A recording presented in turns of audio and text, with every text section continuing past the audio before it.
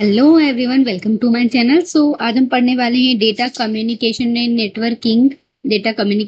Networking का next chapter.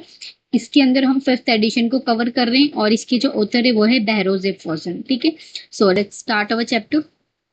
Last video में मैंने 16 चैप्टर को कवर किया था। Now we will discuss about the chapter 17, the connecting device and the virtual LANs. ठीक है, अगर मैं बात करूँ 17 चैप्टर की, तो इसके अंदर मतलब 16 चैप्टर में हमने जनरेशंस वगैरह पढ़ी थी विच इज इम्पोर्टेंट।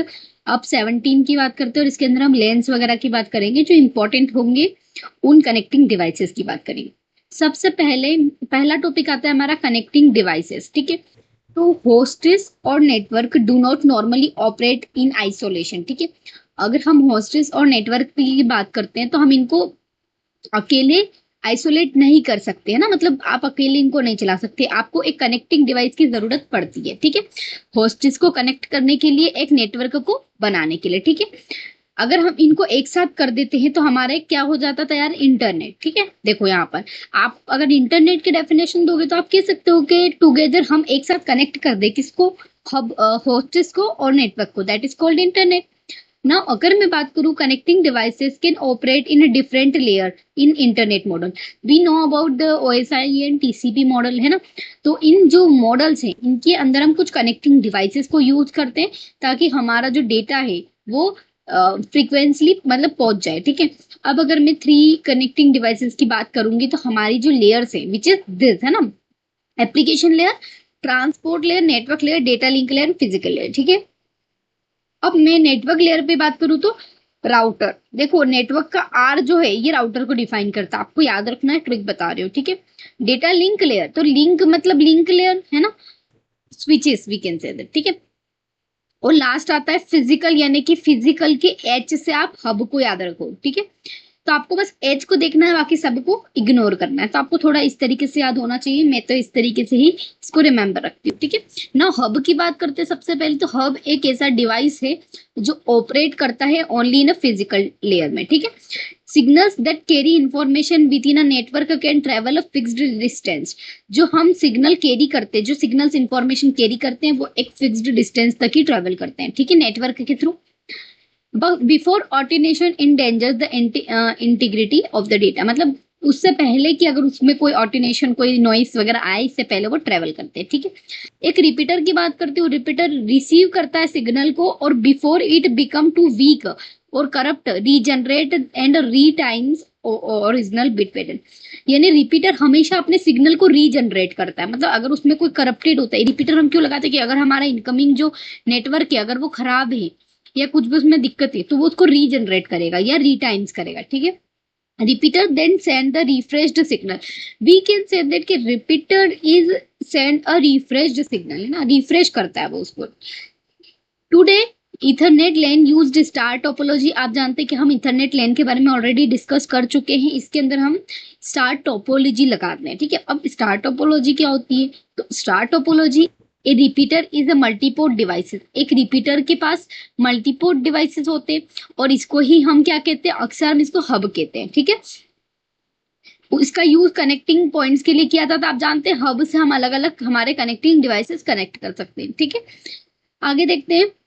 जब पैकेट एक स्टेशन से दूसरे स्टेशन पे पहुंचता है at the hub, signal represent the frame and regenerated remove any possible corrupting noise but hub forward the all outgoing ports and one of the signal was received. क्या बोल रहा है कि जब भी हमारा सिग्नल ए से दूसरे इस पे पहुंचता है बी तक, है ना, इसने बोला देखो, तो हब क्या करेगा, एक फ्रेम जनरेट करेगा। क्या जनरेट करेगा, it is generating a frame, है ना, और जो भी करप्ट नॉइस होगी उसको रिमूव करने की कोशिश करेगा। यानी कि अगर मैं यहाँ से कोई डेटा सेंड कर रही हूँ तो ये जब तक इस तक पहुंचेगा ना तब तक ये एक पॉसिबल करेगा कि करप्टिंग नॉइस ना हो। But hub forward all outgoing packet, और सारे पैकेट को फॉरवर्ड कर देता है except the signal was received. ठीक है, आगे समझते हैं। एक रिपीटर जो है has no filtering capability, repeater के पास कोई फिल्टरिंग कैपेबिलिटी नहीं होती है। ठीक है, ये हब और repeater is a physical layer पे वर्क करते हैं। ठीक है, देखो अब हमने रिफ्रेश की बात करी, रिफ्रेश करना और फिल्टर करना बहुत डिफरेंस है दोनों में। जो रिपीटर होते हैं वो रिफ्रेश्ड करते हैं। ठीक है, मतलब उसको मतलब कोशिश करते हैं कि करप्ट बिट ना जाए, लेकिन कोई गारंटी नहीं है कि वो फिल्टर करके भेजे पूरी तरीके से। फिल्टर करना मतलब टोटली उसको साफ कर देना, टोटली बिट को, करप्ट बिट को हटा देना। लेकिन जब हम रिफ्रेशमेंट करते हैं तो इट कुड बी पॉसिबल कि any number of bit can be present in that, ठीक है। So they don't have a link address and they do not check the link address. उसके पास कोई लिंक, क्योंकि हम हब और रिपीटर की बात कर रहे हैं, हम फिजिकल लेयर की बात कर रहे हैं, तो यहाँ पे उसके पास कोई लिंक लेयर एड्रेस नहीं होता और उसको वो चेक नहीं करता है रिसीव्ड फ्रेम पे, ठीक है। दे जस्ट रीजनरेट, वो सिर्फ रीजनरेट करता है करप्टेड बिट्स को, ठीक। अब सबसे पहले हमारे पास आता है link layer which is based on data link layer, है ना। अब समझ सकते हैं कि हम इसको बेस्ड क्यों बोल रहे हैं, क्योंकि ये डेटा लिंक लेयर पे काम करता है। हम इसी को स्विचेस बोल रहे हैं, ठीक है। तो सबसे पहले ये लिंक लेयर, फिजिकल लेयर और डेटा लिंक लेयर दोनों पे काम करती है, ठीक है। फिजिकल लेयर पे काम करती, it regenerate the signal it receive, जो सिग्नल इसके पास मिला है उसको रीजनरेट करती है। और डेटा लिंक लेयर पे क्या काम करती है, ये switch can check a MAC address, है ना, ये मैक एड्रेस को चेक करती है, ठीक है। फिल्टरिंग का मैंने आपको बता दिया difference, the function between link layer switch and hub. A link layer switch has filtering, ठीक है। अब लिंक लेयर के पास अपनी कैपेबिलिटी होती है which is filtering. Repeater filter नहीं कर सकता, लेकिन स्विच फिल्टर कर सकता है, ठीक है। तो a link layer switch has been table used to filtering decision, ठीक है। आगे समझते हैं, a link layer switch does not change the link layer MAC address in the frame. देखो मैक एड्रेस तो आप कभी चेंज कर ही नहीं सकते हो, क्योंकि हर एक हार्डवेयर डिवाइस का अपना एक मैक एड्रेस होता है। जैसे कि अगर आपके पास कोई भी फोन है तो उसका अपना है यूनिक, लेकिन वो रिपीट नहीं होगा कभी, चाहे वो फोन डेड हो जाए, कुछ भी हो जाए। तो लिंक लेयर एड्रेस जो है वो स्विच कभी वो मैक एड्रेस को चेंज नहीं करता है, जो उसके पास मैक एड्रेस होता है वो उसका यूज करता है। आगे समझते हैं ट्रांसपेरेंट स्विचेस के बारे में। तो ट्रांसपेरेंट स्विच मतलब क्या, जो पारदर्शी, यानी कि हम आर पार देख सकते हैं। तो इसी से थोड़ा इसका मिलता जुलता मीनिंग है कि which station are completely unaware of the switch existence. मतलब अगर हम बात करें कि इसमें जो स्विच स्टेशन होते हैं वो कंप्लीटली अनअवेयर होते हैं कि स्विच एग्जिस्ट भी करता है कि नहीं, ठीक है। स्विच इज एडेड और डिलीट फ्रॉम द सिस्टम। हम स्विच जो है अगर हम उसको ऐड भी कर दे, डिलीट भी कर दे, तो स्टेशन को मतलब पता ही नहीं पड़ेगा, उसके लिए कोई जरूरी भी नहीं है वो, है ना। ठीक है, आगे समझते हैं। जो इम्पोर्टेंट है सिर्फ हम उस पर बात कर रहे हैं, इट इज बस ये सिंपली जो लाइन से हम पढ़ रहे हैं ये इम्पोर्टेंट है कि ये सेंटेंस आपसे पूछे जा सकते हैं as a statement based question पे। नाउ एडवांटेजेस ऑफ स्विचेस की बात करते हैं, ठीक है। तो कोलिजन एलिमिनेट करता है, आप जानते हैं कि स्विचेस क्या करता है, कोलिजन एलिमिनेशन। कोलिजन आप जानते हैं कि अगर दो का डेटा एक साथ कोलाइड हो जाए तो हम उसको कोलिजन बोलते हैं ना, collision occurring. Connecting heterogeneous devices, अलग अलग टाइप की डिवाइसेस से ये कनेक्ट हो सकता है। नाउ अब मैं बात करती हूँ, हमारा अगला टॉपिक है विच इज राउटर। तो आइए समझते हैं। आप जानते हैं राउटर को हम नेटवर्क लेयर पे वर्क करवाते हैं, ठीक है। लेकिन हमारा जो राउटर है वो स्पेशली तो नेटवर्क लेयर पे करता है, बट ये 3 लेयरिंग डिवाइस है which is physical layer, data link layer और नेटवर्क लेयर। तो नेटवर्क लेयर का आपको पता है, लेकिन ये डेटा लिंक लेयर और फिजिकल लेयर पे भी कहीं ना कहीं काम करते हैं, ठीक है। फिजिकल लेयर पे हम क्या करते हैं, रीजनरेट करते हैं सिग्नल को जो उसने रिसीव किया है।